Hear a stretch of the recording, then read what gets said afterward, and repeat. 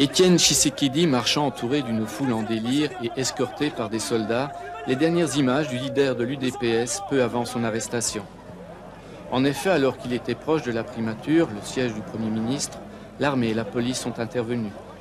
Gaz lacrymogène, rafales d'armes automatiques, blindés qui foncent dans la foule, tout s'est passé très vite.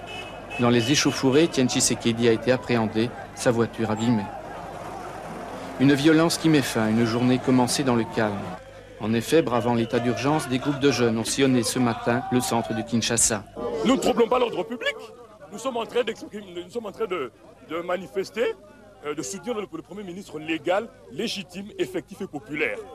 Mais vous ne craignez pas une répression de la part de la DSP, par exemple? Mais s'il y a répression, mais il faut demander à ceux qui veulent instaurer cette répression. Nous exprimons notre liberté. Ce sont les libertés prévues par la Constitution.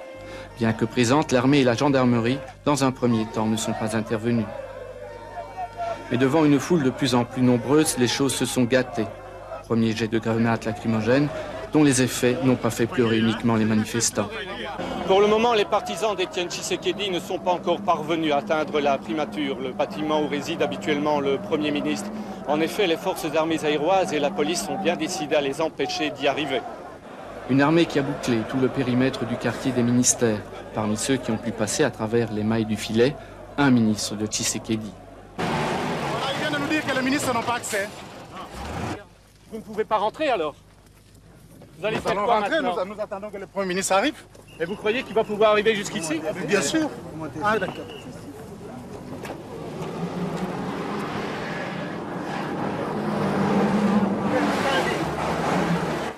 Ici, la charge n'était qu'une intimidation. Mais plus tard, les blindés n'hésiteront pas à foncer dans la foule qui attend son leader. Un Tshisekedi bloqué au milieu de ses partisans par l'armée. Un face-à-face de plus d'une heure avant que le dirigeant de l'UDPS ne décide de continuer à pied. Son but, prendre possession de la primature, symbole des attributs du Premier ministre. Et aujourd'hui, Étienne Tshisekedi n'y est pas arrivé.